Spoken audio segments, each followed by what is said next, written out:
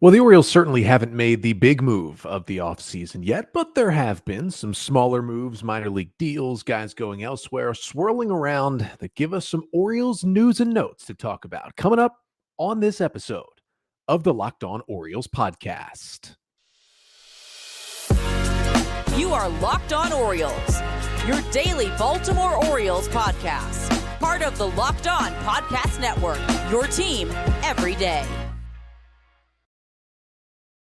Hey there, Orioles fans. Today is Wednesday, December 27th, 2023, and welcome back into the Locked On Orioles podcast, part of the Locked On Podcast Network, your team every day. As always, I'm your host, Connor Newcomb. And coming up on today's episode, we are going to dive into some Orioles news and notes. Got three players who the Orioles have brought in on minor league deals over the past couple of weeks that we haven't gotten to yet on the pod. So I wanted to talk a little bit about their careers and what they could bring to the O's coming up on this episode. Then some former Orioles, guys who are either at the big league or the AAA level with Baltimore in 2023, have either signed elsewhere or have some rumors that they're not coming back to Baltimore. We'll talk about why the O's have decided to move on from some of those players. Then at the end of the pod, an ode to Ryan Miner, who tragically passed away last week and was a big part of the Baltimore Orioles family. But that's all coming up on this episode of the Locked On Orioles podcast, which is brought to you by FanDuel. Make every moment more. Right now, new customers can get $150 in bonus bets with any winning $5 moneyline bet. That's $150 just if your team wins. So visit FanDuel.com/lockedon to get started today. So let's jump into the Orioles news and notes. This isn't going to be, some life-shattering podcast that we do here today that, dives deep into the Orioles.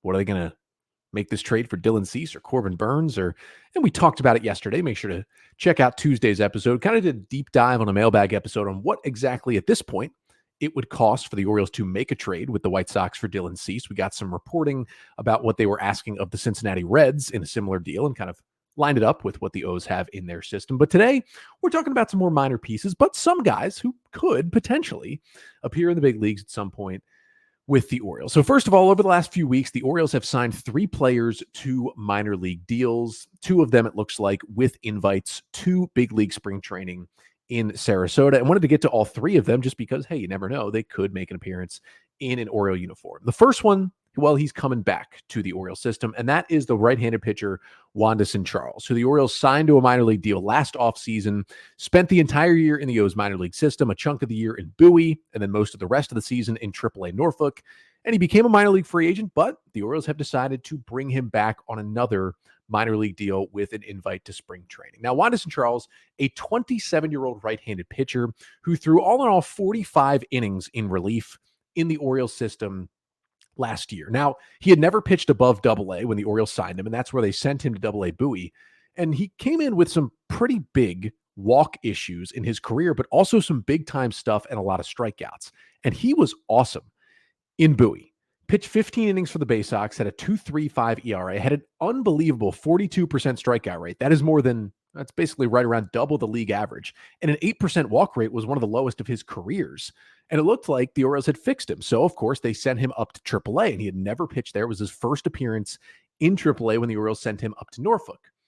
And when he got to Norfolk, it looked a lot more like the Wandisson Charles you had seen in different organizations, the Athletics and others over the past few years. He threw 30 innings in Norfolk and had a 5.70 ERA. While the strikeout numbers were good, 29%, the walk rate at 20%, more than double the league average. It was a serious issue once again for Charles. And while at times he looked dominant, at other times he looked lost trying to find the strike zone. That had pretty much been the story for Wandisson Charles. But the Orioles, it seemed, saw enough in his time with their system last year that they felt like, okay, let's get another crack at trying to fix the command issues for Wandisson Charles. Because listen, the stuff is really good. It's a four-seam fastball at 98 miles per hour. Then he's got a hard slider. It's kind of in between a slider and a cutter at 89. Then he also throws a changeup, and he'll toss in a sinker every now and then as well. And shout out to Prospects Live, who now has AAA Stuff Plus. Stuff Plus was a statistic created by Eno Saris that looks at like just what is your stuff doing on the mound? It doesn't look at the location, doesn't look at the command, just how good is this pitch in a vacuum? And the league average is 100. So anything above 100 is considered an above average pitch and gets better and better as the number goes up. Now, it does do well in determining what's going to be a good pitch, even though it doesn't take into account location, because for Felix Bautista, his splitter and his fastball, two of the best pitches among Stuff Plus in baseball. So it still looks at that. Now, a guy who also is loved by Stuff Plus is Brian Baker. One of the reasons why I'm still on the Brian Baker train. His stuff is really good, but for the last year, he hasn't known where it's going, and that's why he spent a lot of time in AAA last season. But that's just kind of a look at Stuff Plus. Prospects Live has debuted AAA Stuff Plus numbers, which has been really helpful for looking at prospects and minor league deals and guys you claim on waivers and things like that. And the issue with Wandisson Charles is his four-seam fastball, he doesn't have good command of it, and its Stuff Plus is below average. So even though it averages 98 and he's up above 100, a lot of times with that four-seamer, it doesn't have, great ride. It doesn't have great movement. It's just kind of a straight fastball. That is his issue because he throws that four-seamer more than anything else. Now, on the flip side, when you look at his off speeds, this is where he gets work done. That hard slider / cutter, 107 on Stuff Plus and 111 on a stat called Location Plus, which basically just looks at how well do you locate this certain pitch. Doesn't care about its velocity, doesn't care about its movement. How well do you locate it? The fact that he has a slider that's well above average in terms of how good it is, well above average in terms of how well he locates it, that pitch is awesome. And the changeup that he throws as well is very similar. He only uses the changeup about 8% of the time. But again, a 112 Stuff Plus arguably could be his best pitch at a 112 Location Plus. So the Orioles still see the stuff for Charles and say, if we can tweak that fastball a little bit, the secondaries are elite. And I know the O's had slightly considered maybe adding him to the 40-man roster this offseason. I think if there's some injuries in the bullpen, Wandisson Charles is certainly an option to pitch out of the Major League bullpen in 2024 for the Orioles. I actually am here to guess that it's going to happen at some point next year. Next guy they brought in was not a re-sign. Jakob Hernandez, a 27-year-old left-handed pitcher who the Orioles brought in on a minor league deal. Now, I didn't get confirmation on this, but my assumption would be that it is a 2-year minor league deal. The Orioles did a deal like that with a right-hander named Nathan Webb earlier this offseason, a guy who's coming off Tommy John. You don't know how much he'll pitch this year, but you want him in the system, so you sign him to a 2-year deal so he's with you in 2025 as well. I would assume that is what they've done with left-hander Jakob Hernandez, because Hernandez, who was in AAA with the Philadelphia Phillies last year, got injured in June, and in mid-June, he got Tommy John surgery. So best case scenario, you're maybe seeing Hernandez, on the AAA mound after the All-Star break next year, and that's if there are zero setbacks whatsoever. If there's any setbacks, he could theoretically miss the entire 2024 season and then be fully healthy and ready to go in spring training 2025. But more than likely, he comes back and pitches at some point late next year. But that's why I would assume you're signing him to a 2-year minor league deal. You're not going to bring someone in, I wouldn't think, on a 1-year minor league deal just to pitch, 6 weeks, 2 months at the end of the season. So that would be my assumption. But Jakob Hernandez, 27-year-old lefty who was a 21st round pick of the Phillies back in 2017 and has spent his entire minor league career in the Philadelphia system. Again, this was his last year before hitting minor league free agency. You get those 7 years in the minor league system before you become a free agent. And with the Tommy John surgery, the Phillies just decided not to bring him back. Now, he has been in AAA since he got called up to that level midway through the 2021 season. And he's been in the AAA bullpen for the Phillies with the Lehigh Valley Iron Pigs that entire time, just has never gotten the addition to the 40-man roster and has never gotten that big league call-up. But in 2022, when he was fully healthy, 49 innings, a 4.86 ERA, a really, really strong 35% strikeout rate. That is like elite, and a 10% walk rate, which is high, but nothing terrible at all. So those are really good numbers to come off of. Now, before the injury in AAA this year, he threw 23 innings, 4.22 ERA, 27% strikeout rate, still good, 14% walk rate, much more concerning, but opponents only hit 173 against the left-hander in AAA this year. Now, he's really a three-pitch mix, and it's definitely an interesting mix that he has. It's a four-seam fastball that only throws about 91, but has good ride to it, good movement to it that makes it a little deceptive. A 111 stuff plus on that pitch, which means it's 11% better than your average four-seam fastball. His curveball's got a 104 stuff plus at 80 miles an hour, and then even his changeup that he throws to righties is good at a 109 stuff plus. Basically means he's got 3 above average pitches, and that is really good to have. And the Orioles are investing in a guy that is currently still rehabbing from Tommy John surgery and has never pitched in the major leagues. Now, it's not like they gave him a big league deal, right? This is a minor league deal. And again, one thing I will say about all these minor league deals I talk about, all the minor league deals the Orioles have given out, even moves like, the trade for Jonathan Heasley from the Royals a couple weeks ago, that was a glorified waiver claim, basically. These are super low risk, potentially high reward moves, right? You're not giving up basically anything to sign a guy to a minor league deal, and you never know if he hits. That's huge for your team moving forward. So that's kind of the context of these minor league deals. Again, wouldn't expect to see Hernandez until July or later of the AAA season, but if he's impressing when he does start to get on the mound, maybe, just maybe, he's a depth option for the Orioles at the end of the year. And then the last guy they signed to a minor league deal, Rakabako of Masson, reporting this one, even though it hasn't been on the transaction wire yet, is David Banuelos, who was signed by the Orioles, a catcher, to a minor league deal. 27-year-old catcher who was a 5th-round pick out of Long Beach State by the Seattle Mariners all the way back in 2017. That winter after the draft, he was traded to the Twins for international bonus pool money. What's interesting about that is the reason Seattle made that trade. You don't really see teams trading away a 5th rounder, which is a fairly high draft pick, especially back in 2017 when there were 40 rounds in the draft. You probably invested a solid amount of money in a 5th round pick. They traded him, only 6 months after drafting him. And the reason they did it is the Twins gave them a good amount of international bonus pool money. And the Mariners' plan was to try and use that bonus pool money to sign Shohei Ohtani. We see how that worked out. But Banuelos has been in the Twins system ever since. And this year, very similar to Jakob Hernandez, just ran out of time on that initial minor league deal. And the Twins allowed him to become a minor league free agent. Now, he was in AAA for 2 seasons in 2021 and 22, but never broke into the big leagues.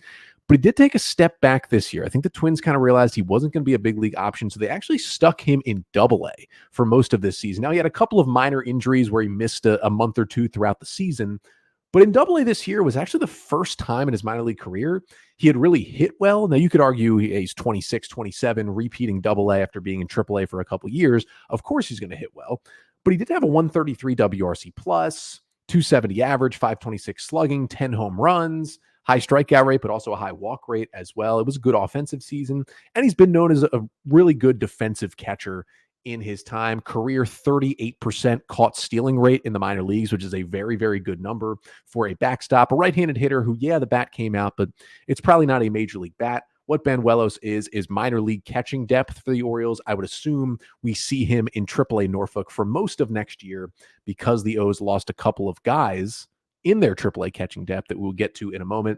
Banuelos probably will come to big league spring training, but no way he's beating out James McCann for that backup catcher role. He is just depth, and it's always good to have depth in your minor league system. But the reason the Orioles need some more catching depth is a couple of their guys. Mark Colesberry, Anthony Bemboom, to name a few of their minor league depth catchers who both appeared in the big leagues with the Orioles last year, have gone elsewhere on different deals. And we're going to talk about some of the Orioles from 2023 that have now signed elsewhere. That is coming up next. But first, this episode of the Locked On Orioles podcast is brought to you by FanDuel.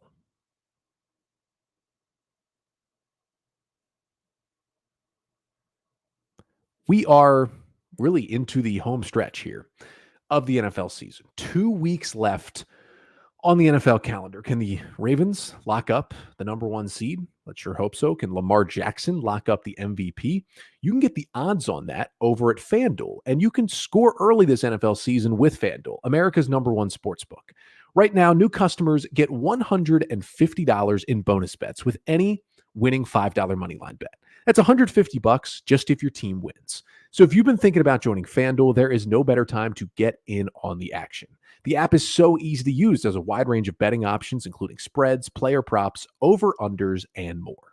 So visit FanDuel.com/lockedon and kick off the NFL season at FanDuel, official partner of the NFL.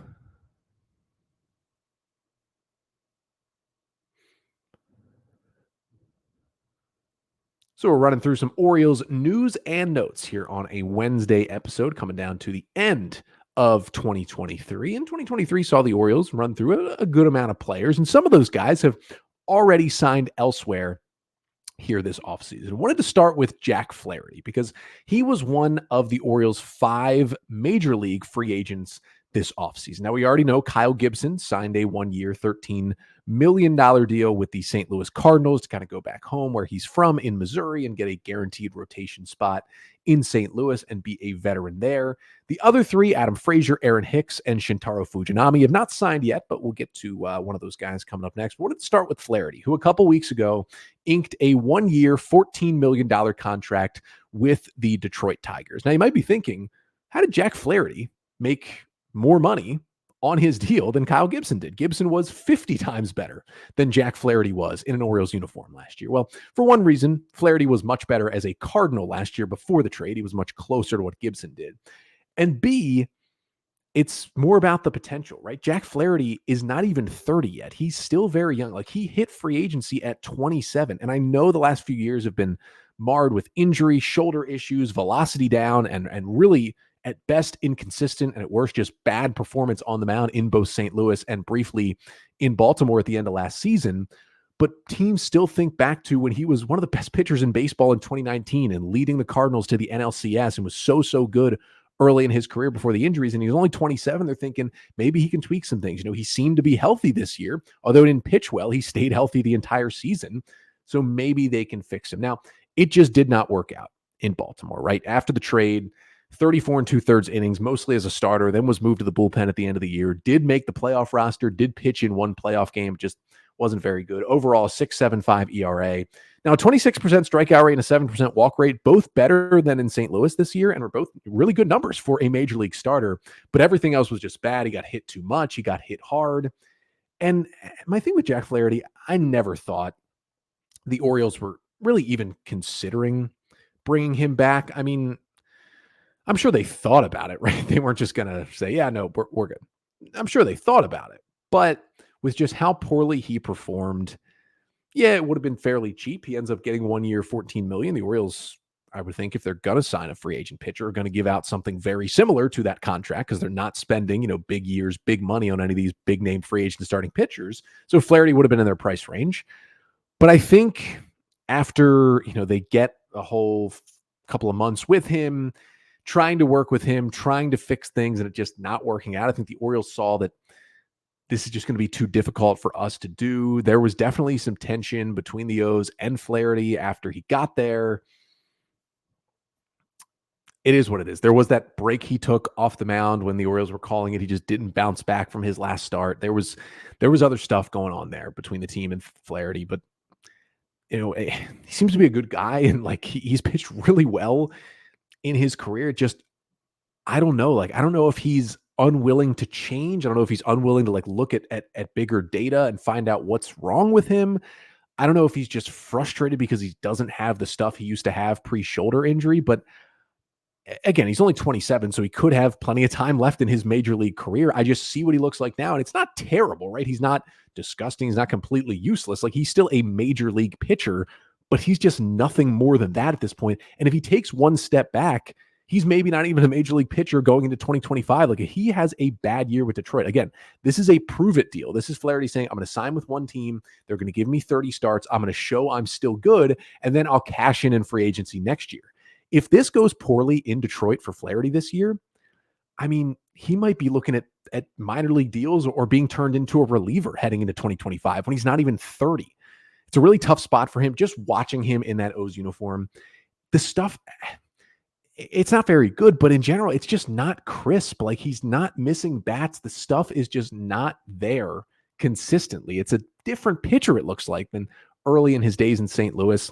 I just didn't see the O's going there, and that's why he ended up with Detroit. Now, we really haven't heard any rumors about Aaron Hicks or Shintaro Fujinami and where they could sign. And it's still possible that one of or both of them could potentially re-sign with the Orioles at some point this offseason. But the other guy I would just think not coming back to Baltimore is Adam Frazier. And while he hasn't signed yet, we got some rumors and some reporting last week out of Pittsburgh that the Pirates are interested in a reunion with Adam Frazier. He was drafted by the Pirates. He played in Pittsburgh from 2016 to 2021 until they traded him to the Padres. Had some really good years there with the Pirates too. He was an all-star there. He seems more comfortable in Pittsburgh. They're trying to figure things out. Like they had a really good start to last year, then we're just terrible down the stretch. They have a lot of young players, but could use some more veterans in that lineup. And I think Adam Frazier on a one-year deal back to Pittsburgh. They've already brought back Andrew McCutchen again.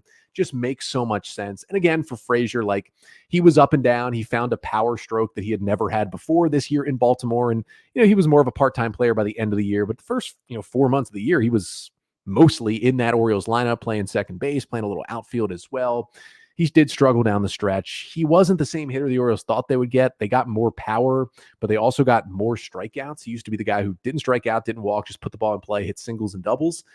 He was still kind of that player in Baltimore, but more power, more strikeouts. It was just a weird version of Adam Frazier that we got for the Orioles this year.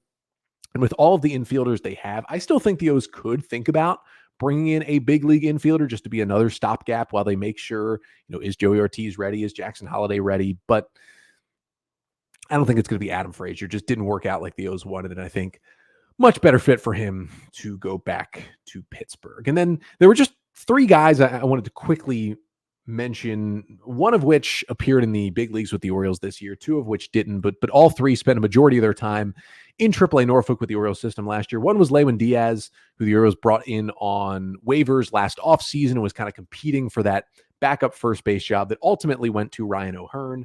But Diaz became pretty good depth at Norfolk. Like the Norfolk Tides didn't really have a first baseman before Lewin Diaz going into last year. And he had almost 500 plate appearances, had a 103 WRC plus, continued to play elite first base defense. Like is literally maybe the best defensive first baseman in professional baseball still.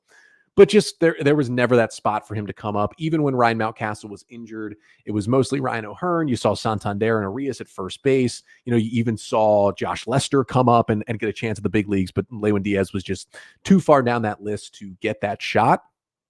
He gets a minor league deal with the Nationals, probably a better window into playing time there if he can get back to the bigs. I mean, they do have Joey Meneses at first base /DH, but he didn't really follow up his 2022 last year with any kind of amazing season. So just shout out to him for giving some good innings, good at-bats at AAA Norfolk. Another guy who was at Norfolk all year was Daz Cameron, who the Orioles also brought in on waivers last offseason, had a little bit of big league time in center field with the Tigers, son of former big leaguer Mike Cameron, former top prospect in Houston when Mike Elias was there. One of the big reasons that I think the Orioles brought him in. And he was kind of the main center fielder or main outfielder for a lot of the year in Norfolk. Again, about 450 plate appearances, about a league average hitter down there. But he continued to play like elite defense at all three outfield positions. And, I had heard that if the Orioles, when Cedric Mullins went down for the first time with that groin injury in late May, and one day later the O's went and picked up Aaron Hicks and signed him to a major league deal, it sounded like that if the Orioles were not able to get Hicks in that deal, I think the next option was they were going to add Daz Cameron to the 40-man roster and call him up to the big leagues. And basically between him and Ryan McKenna and Austin Hayes, they were going to figure out center field until Mullins or Colton Cowser got injured. And I'm very happy the O's got Aaron Hicks because he was just huge for the O's in multiple instances last year. But it sounded like Daz Cameron almost got another shot at the big leagues, and he signs a minor league deal with the Oakland Athletics, which tells me he'll probably get another shot at the big leagues in 2024. That A's team, just horrendous. And then the last guy signing elsewhere on a minor league deal is Anthony Bemboom, who signed a minor league deal with the Detroit Tigers earlier this offseason. Now, Bemboom, of these three guys, the only one who's played in the big leagues, played in 28 games in the bigs with the Orioles over the past two seasons. Remember, he opened 2022 as the Orioles' backup catcher behind Robinson Chirinos, and then was sent down once Adley Rutschman was finally called up in May.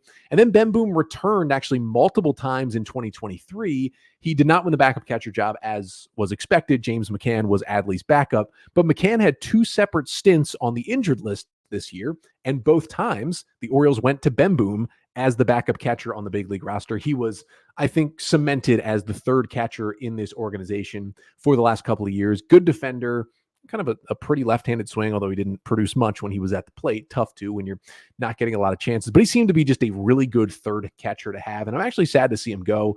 Not that he's going to contribute, much, unless Adley or McCann would get hurt at some point in 2024. He's a nice depth to have.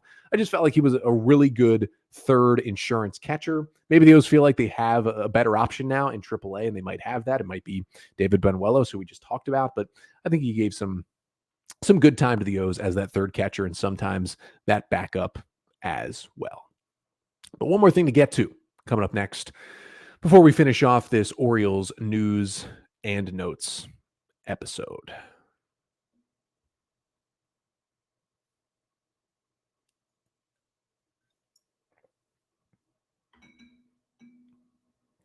So to finish up on the Orioles news and notes here, just wanted to talk a bit about Ryan Miner. I know many of you have heard the news already coming out last week. If you have not, former Oriole player and minor league coach and manager Ryan Miner passed away due to colon cancer last week at the age of 49. This is obviously, it shouldn't take something like this for you to hear this, you to go do this. But I mean, once you're at that age, I think for doctors, it's past 40 now. And we know with what happened to Trey Mancini, it can happen younger. Like, go get screened for colon cancer. Go do what you need to do right now. Because if they find it early, they can stop it. But just really, really sad news. Ryan Miner, who was a big part of the Orioles family. Now, obviously, what Ryan Miner is known for best in Baltimore is he's the guy who replaced Cal Ripken Jr. September 20th, 1998. Cal goes into the manager's office and basically says, that's it. I think I want the streak to end. And they end up putting Ryan Miner, a young rookie infielder, into the lineup in Cal's place that night. And that's what he is mostly known for. But I think, honestly, his impact on the Orioles was much, much larger than just the guy who replaced Cal that night. He was a 33rd round pick of the Orioles back in 1996. He was a guy who was a two-sport star at Oklahoma, star on the baseball team and star on the basketball team. And he was in training camp in the NBA. Like, he literally could have played in the NBA if he wanted to, but he ultimately chose baseball, made it to the big leagues in 98 with the Orioles, of course, made that start in September, replacing Cal, and was with the O's until 2000. Didn't have a lot of success. They ended up trading him in the 2000 offseason for Jorge Julio, a reliever that pitched for the O's for a few years. Traded him to the Expos. He played a bit in the bigs for Montreal in 2001, and then his big league career was over. Played a little more in the minors and an independent ball until he retired in 2006. Then in 2008, he was hired by the Orioles as a minor league coach. And in 2010, he started as the manager in Delmarva. And from basically 2010 to 2019, he was either the manager of the Delmarva Shorebirds or the Frederick Keys, the low A and high A affiliates of the Orioles at the time, every single year. And he made a mark on a lot of young Orioles players. And remember, this wasn't even just the past regime.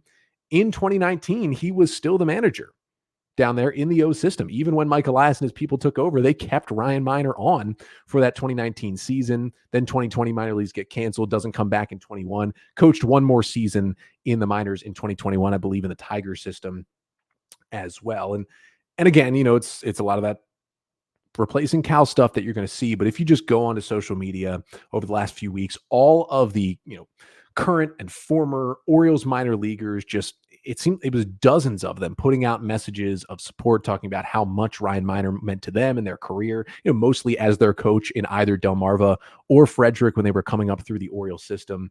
You just saw like how many positive, amazing messages that he got. And again, this is a guy who he only played 87 games for the Baltimore Orioles, the big league level, but he managed so many more for 10 years in the minors and affected the lives of so many Orioles minor leaguers. You think of a lot of the guys, the prospects who were drafted 2018 and earlier by the O's, like most likely they were managed by Ryan Miner at some point in the O's system, and a lot of them have a relationship, a connection with him. Our thoughts go out to Ryan Miner's friends and his family and the entire Orioles community for this tragic loss. But again, just it's important to know that yes, the big thing on his career is he replaced Cal, but I think he meant a whole lot more to the Orioles organization than just that.